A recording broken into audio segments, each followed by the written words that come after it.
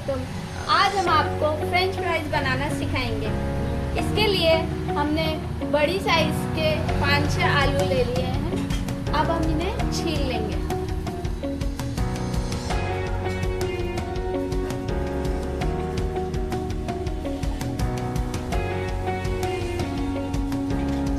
अच्छे से छीलने के बाद अब हम इसे लंबे लंबे और मोटे मोटे काटेंगे।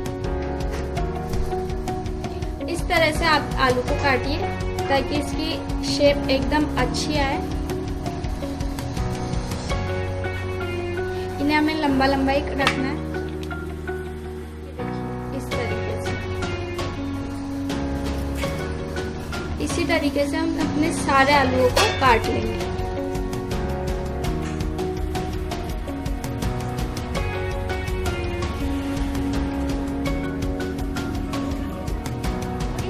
से हमने अपने सारे आलूओं को काट लिया है।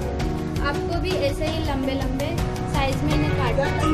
अब हम इसे पानी के बाउल में रखेंगे। इन सबको पानी में डालकर 3 घंटे के लिए हमें फ्रीज में रखना है। 3 घंटे के लिए फ्रीज में ऐसे ही रख के छोड़ देंगे। इन्हें फ्रीज में रखे हुए 3 घंटे हो चुके हैं। हमने इन्हें फ्रीज से निकाल लिया है। अब हम इन्हें पानी में बॉईल करेंगे। इसके लिए हमने गैस पे भगोनी चढ़ाई है। इसमें पानी डाला है, आधी भगोनी। इसमें हम 1 चम्मच नमक, इसमें 1 बॉईल आ जाए उसके बाद हम अपने फ्रेंच फ्राइज इसमें डालेंगे। पानी अच्छे से बॉईल हो चुका है। अब हम इसमें आलू डालेंगे और इन्हें बॉईल करेंगे। कम से कम 5 मिनट तक हम बॉईल करेंगे। 5 मिनट हो चुके हैं। अब हम इन्हें पानी से बाहर निकाल देंगे।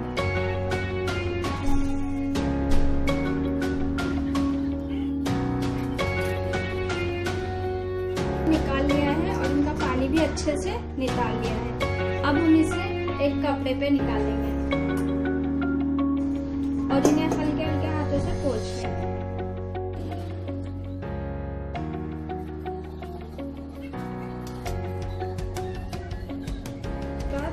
हम इन्हें एक पॉलीथीन में डालेंगे। जो आप नॉर्मल पॉलीथीन यूज करते हो उसमें डाल सकते हो।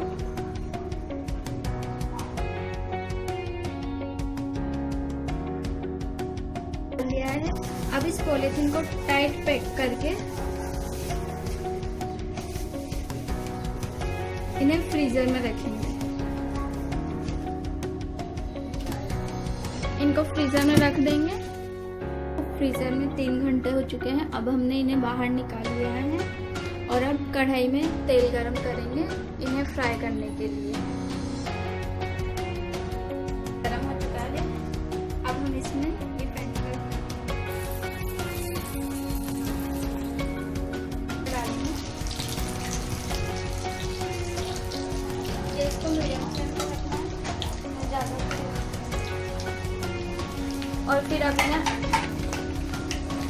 थोड़ी देर मीडियम पे होने के बाद इसे हाई फ्लेम पे कर लेंगे।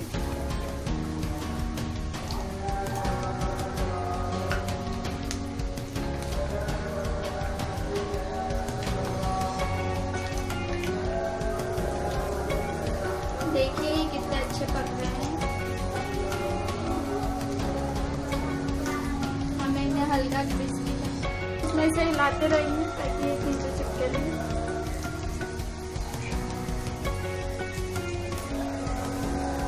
हमें इन्हें इनका थोड़ा कलर चेंज होने तक पकाना है। ये देखिए होने लगे हैं। हल्के से और कर लेते हैं।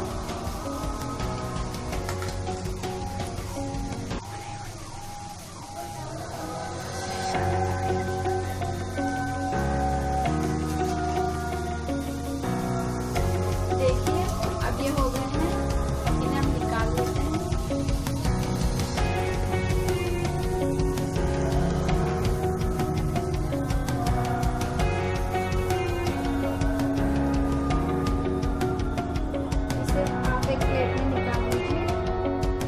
तरीके से बाकी सबको भी फ्राई करना है।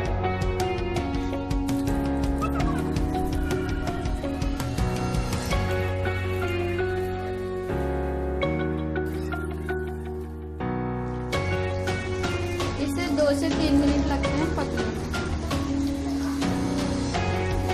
और एक साथ हमें बहुत सारे नहीं डालने हैं, इन्हें थोड़े थोड़े करके ही पकाना है। ये देखिए ये कितने अच्छे दिख रहे हैं। ये खाने में भी उतने ही टेस्टी लगते हैं।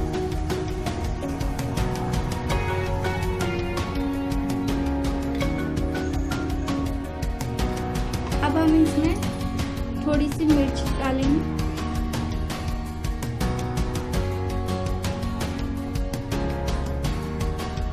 और थोड़ा सा नमक। नमक हम कम ही डालेंगे क्योंकि हमने बॉईल करते समय इसमें नमक डाला था, इसलिए।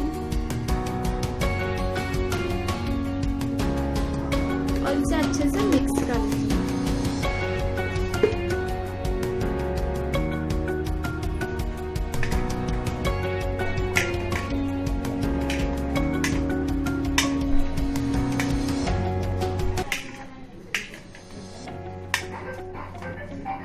अब ये खाने के लिए बिल्कुल तैयार है। थैंक यू हमारी वीडियो को देखने के लिए।